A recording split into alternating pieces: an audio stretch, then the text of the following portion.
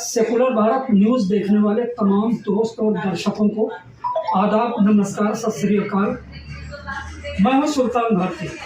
दोस्तों, 27 तारीख, 28 तारीख और 29 तारीख की सुबह सुना ही होगा, बड़े चर्चे हैं। साउथ दिल्ली और एशिया की 5वीं सबसे बड़ी कॉलोनी दक्षिण दिल्ली के संगम विहार में बुलडोजर चले, हजारों सपनों को तहते किया गया, हजारों लोगों के आशियाने जमीन पर आ गए।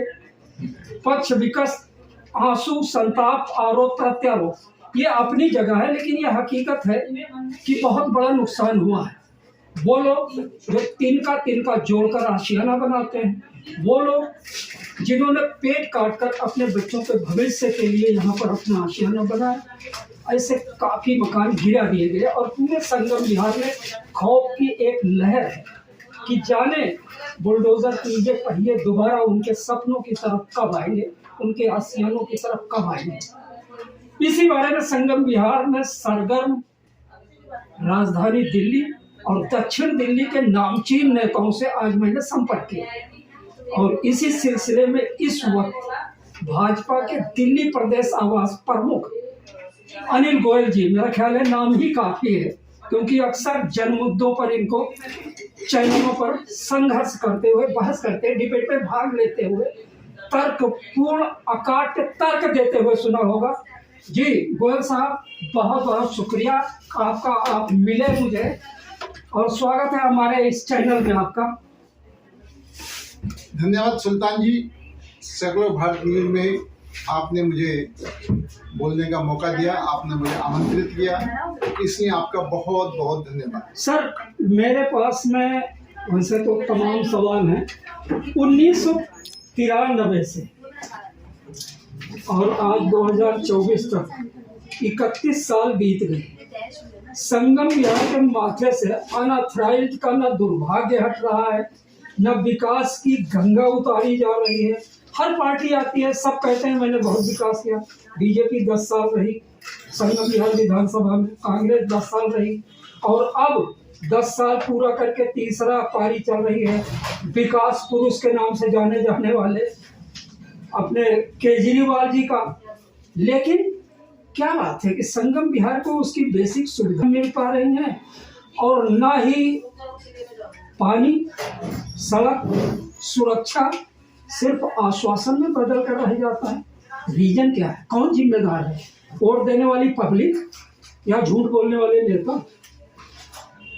सुल्तान जी, आपने बहुत बढ़िया प्रश्न करा और सही मायनों में ये प्रश्न पूरे संगम विहार की पीड़ा है। लेकिन एक बात आप मानते होंगे, साथी हाथ बढ़ाना, एक अकेले थक जाकर मिलकर बिल्कुल। आप जब हम संगम विहार के विकास की बात करते हैं तो संगम विहार के विकास के लिए हम सबकी बराबर जिम्मेदारी है। एक पक्ष भी अगर जिम्मेदारी से अछूता रह जाता है तो निश्चित तौर पर विकास हो जाता है। आज हम ये बात कहेंगे कि दिल्ली नगर निगम, दिल्ली सरकार और केंद्र सरकार में दो पार्टियों पर, लेकिन अगर दोनों संगम विहार के विकास की पर राजनीति करेंगे और संगम विहार के विकास में बाधा डालेंगे तो निश्चित तौर पर संगम विहार का विकास नहीं होगा। और आज हम ये बात कह सकते तरीके से संगम विहार को पास करने के लिए हमारे प्रधान नरेंद्र जी ने इसको करवाया और आज रजिस्ट्रियां खुलवाई।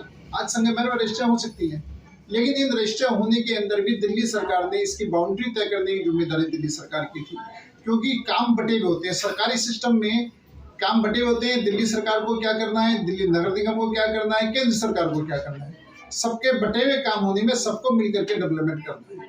लेकिन वो बाउंड्री वाल नहीं बना पाएंगे, बाउंड्री वाल नहीं कर पाएंगे। और वो क्यों नहीं कर पाएंगे कि इसके संगम विहार के पास होने का श्रेय केंद्र सरकार को, माननीय नरेंद्र मोदी को चला जाता है, इसलिए उस काम में रोड़ा अटकाना, उस काम को नहीं होगा। सर, बीच में बोलने के लिए माफी चाहूंगा। आप पार्टी के बड़े सक्षम सिपाही माने जाते हैं, आप नगर निगम का काउंसलर भी रह चुके हैं, संगठन में आपको ऊंची पद मिले हुए हैं, आज भी इतने बड़े पद पर पार्टी के क्या कहते हाई कमान की नजरें टिकी होती हैं।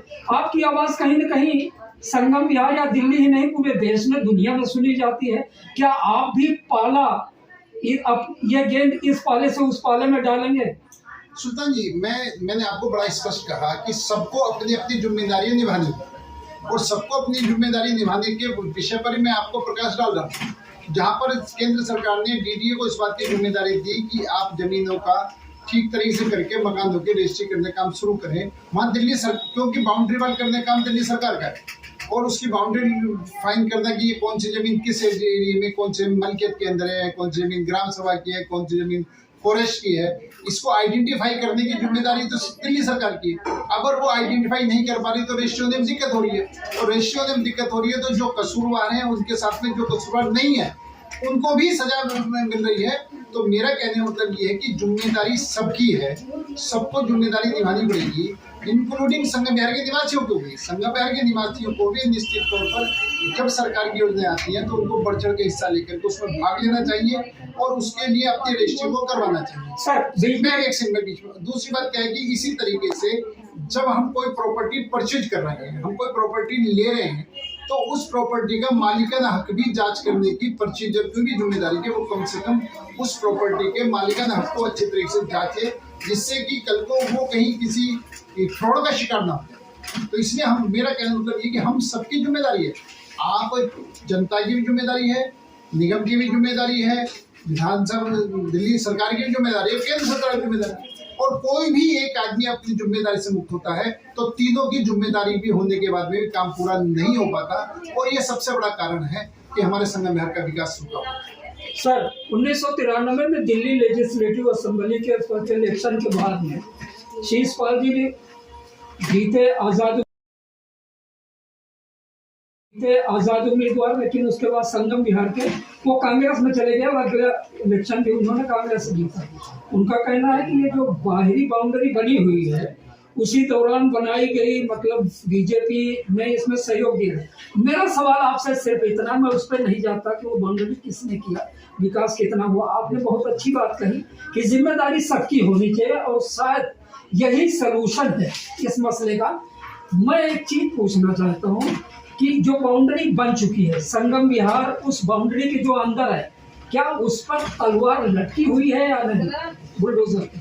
तो मैं फिर आप एक बात करें कि जब जो बाउंड्री का मतलब ये नहीं है कि हम फिजिकल बाउंड्री चाहिए। बाउंड्री का मतलब है कि जो नक्शे के अंदर हमको ये बाउंड्री चाहिए कि ये जमीन तो है किसानों की जमीन है, यानी ग्राम सभा बेस्ड है, ये जमीन प्रॉपर ग्राम सभा की यानी सरकारी जमीन है, ये जमीन जो है वो जंगल की जमीन है, फॉरेस्ट की जमीन है, और इसको आइडेंटिफाई होने के बाद में जो जमीन जिस जगह पर उसका उसी मालिकाना हक के हिसाब से ही उस जमीन के बारे में तय करा जा सकता है कि इस जमीन के बारे में क्या करना है क्या नहीं करना। तो ये चीजें जो विजिट वो करने लायक है, इसके अंदर दिक्कत आ रही है। एक बात, दूसरी बात जो मैंने एक बात बताया कि जो एक विषय है कि भाई अगर हम जिस टाइम हम जमीन खरीदने के लिए जाते हैं उस टाइम हम सिर्फ ये देखते हैं कि कौन सी जमीन सस्ती है कौन सी जमीन नहीं।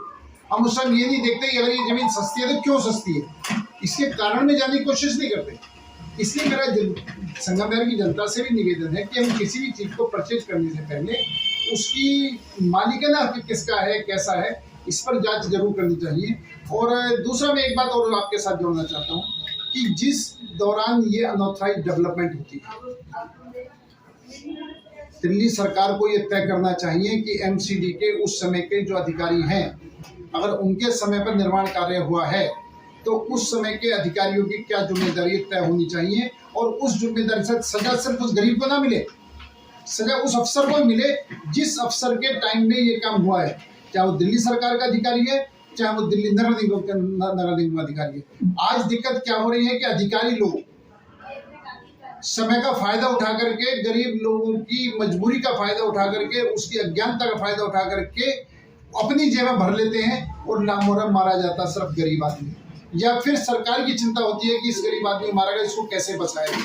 दोनों तरफ के लिए जो अधिकारी वर्ग है, हम बिल्कुल मेरा स्पष्ट आपके चैनल के माध्यम से दिल्ली सरकार और दिल्ली नगर निगम से एक अनुरोध है कि जिसके समय पर जो गलत काम हुआ है, अगर कोई मकान गलत बना है तो जहाँ मकान बनाने वाले की गलती को भी हम उसको जिम्मेदार ठहराएंगे, मैं उसको नहीं मानता, लेकिन उसके साथ जो अधिकारी हैं, जो सरकारी अधिकारी कर्मचारी हैं, उनके समय में भी अगर कुछ हुआ है तो उनके खिलाफ भी एक्शन होना चाहिए। सुनिश्चित जिस दिन हो जाएगा उस दिन निश्चित तौर पर इस किस्म की समस्याओं का बहुत बड़ा समाधान हो जाएगा। बहुत बहुत शुक्रिया आपका, आपने सारी समस्याएं हल कर दी। तो दोस्तों अभी आपने देखा गोयल साहब ने एक बात कही बहुत मानी कि जिम्मेदारी सबको लेनी पड़ी, और वो जिम्मेदारी कहीं पॉजिटिव है कहीं निगेटिव है। निगेटिव ये है कि जिस वक्त कोई जमीन खरीदता है वो ये नहीं देखता, इन्होंने बड़ी चीज पर जिस पर कोई बोला नहीं कि ये कह देते हैं जब सस्ती मिलती है तो कोई उसके बारे में जांच पड़ताल भी नहीं करता। कहीं ना कहीं कंज्यूमर की या कस्टमर की या ग्राहक की या मकान के लिए जमीन खरीदने वाले की भी कहीं ना कहीं गलती है इसमें कि वो उस चीज पर तस्दीक नहीं करता। लेकिन एक चीज और है, अब ये देखिए कि मतलब प्रशासन की भूमिका क्या होती है। आदमी जमीन खरीदता है और उसके बाद बनना शुरू होता है, तत्कालीन डिपार्टमेंट जिसकी वो जमीन है तब वो नहीं आता, पुलिस वाले आते हैं पर फ्लोर के हिसाब से पैसा ले लेते हैं। वन विभाग 8 साल बाद उसको होश आती है, डीडीए को 8 साल बाद होश आती है। कहीं न कहीं इन लोगों की नेग्लिजेंसी भी इसमें एक षड्यंत्र की शक्ल में भागीदारी निभाती है। तो कार्रवाई जब इस तरह की हो किसी गरीब के ऊपर तो दोषी अफसर भी न बख्शे जाएं। बहुत बहुत शुक्रिया सर आपका। धन्यवाद सुल्तान।